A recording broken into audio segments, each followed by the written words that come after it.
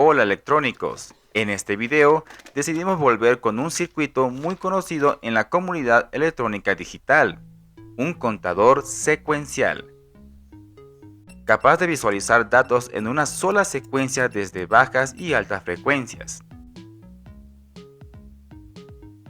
Podés controlar una cantidad de bits usando sus funciones para bloquear, reiniciar o incluso aumentar su capacidad de controlar los bits, y para aplicarlo en tal secuencia en alguna automatización que necesitemos. Muy popular esta pieza electrónica y aquí te enseño nuevamente cómo usarlo. Prepárate y vamos con este video.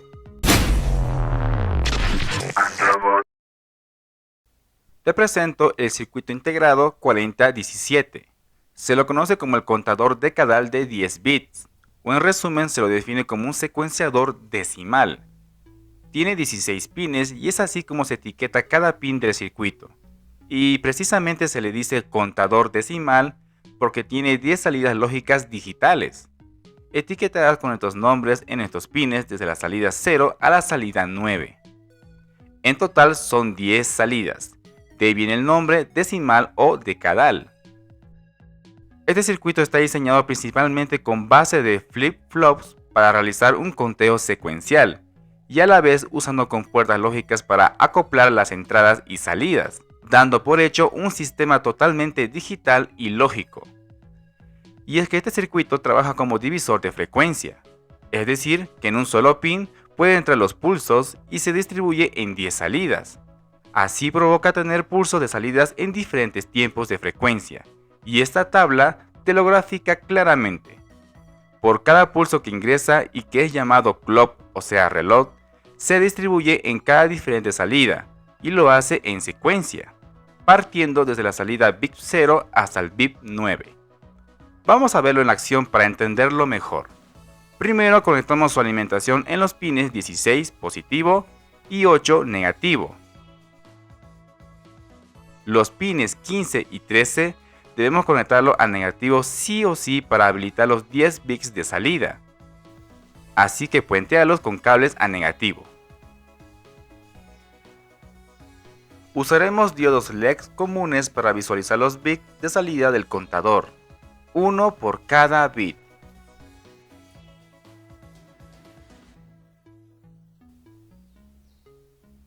Y como vemos en esta gráfica, los datos que envían las salidas son el bit 1, señal positiva. Por lo tanto, todos los pines cátodos de los LEDs deben estar conectados en común negativo. Y usaré solo una resistencia para todos los pines cátodos, ya que estos LEDs son de muy bajo consumo.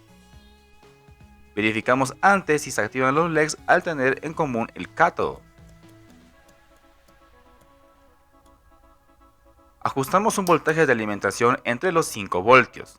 Aunque este circuito está diseñado con tecnología CMOS, puede trabajar entre estos voltajes indicados en su hoja de datos técnicos. La primera vez que funciona tendremos una clásica falla digital y en este circuito se demuestra activando todas las salidas en secuencia.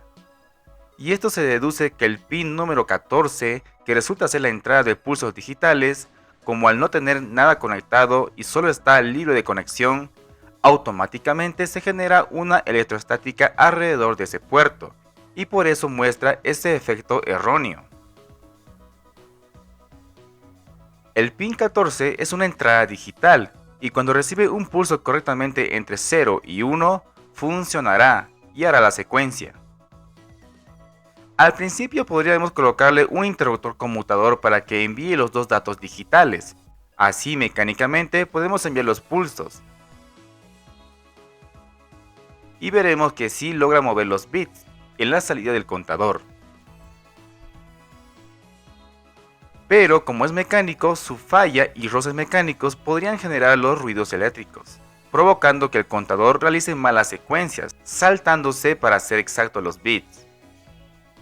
Entonces cambio el método usando un pulsador y resistencia. Así solo debemos presionar el pulsador y podrá enviar los pulsos. Pero se presenta otro detalle y es que el pulsador también es mecánico y genera también un ruido eléctrico provocando que salten los bits de salida.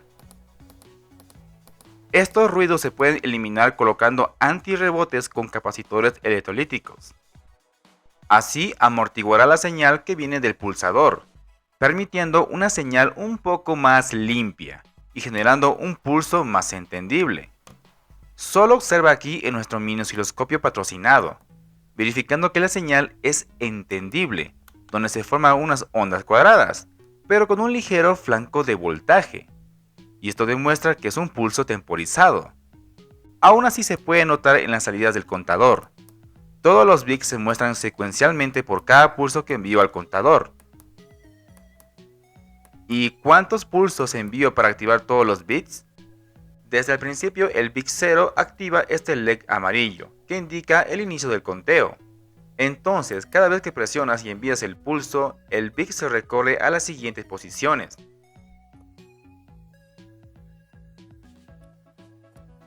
Y cuando llega al último bit, que es el 9, volverá a empezar el inicio del bit 0. Total, hemos realizado como 10 pulsos para completar una secuencia de 10 bits. Y la razón por la que se vuelve al bit 0 es porque se reinicia, debido a que en su interior solo lleva 5 flip-flops. Cada una de ellas maneja 2 bits, 2 por 5, 10 bits. Y cada flip-flop se reinicia automáticamente cuando cumple sus bits correspondientes. Por esa razón tenemos disponible un conteo de 10. Ahora voy a inyectarle una secuencia de pulsos automáticos con mi osciloscopio para apreciar ver los bits en secuencia. E iré buscando una frecuencia para que pueda disfrutar la velocidad de los bits. A unos 50 Hz me parece más atractivo mostrando un hipnótico juego de luces secuenciales. Reiniciar la secuencia. El pin número 15 tiene la función de reiniciar toda la secuencia del contador. Con el bit 0 inicia toda la secuencia, con el bit 1 la reinicia. Observa con este cable enviaré primero el bit 0 a negativo. Y la secuencia funciona. Ahora con el bit 1 positivo, se detiene y lo coloca en el primer bit del contador. Eso indica que está reiniciando forzosamente. Esta acción la puedes habilitar nuevamente con un pulsador y resistencia en este pin número 15. Así podrás reiniciarla manualmente si la secuencia está mal, o para volver a realizar la secuencia desde cero. Programar una secuencia. Esta función de reiniciar el contador es muy interesante, porque podremos programar el contador que solo cuente hasta ciertos bits y se reinicie. Como la salida del conteo de activación es bit 1, se puede aprovechar ese bit para enviárselo al pin 15 y automáticamente vuelva a contar. Aquí te muestro un ejemplo. Toda la secuencia está funcionando hasta 10 bits. Con una resistencia en pull down estará en el pin 15 para que funcione la secuencia total. Y con un cable la reiniciaremos. Lo conectamos por esta salida. Observen que la secuencia solo llega hasta este bit y luego se reinicia. Probamos con las otras salidas y el resultado será el mismo.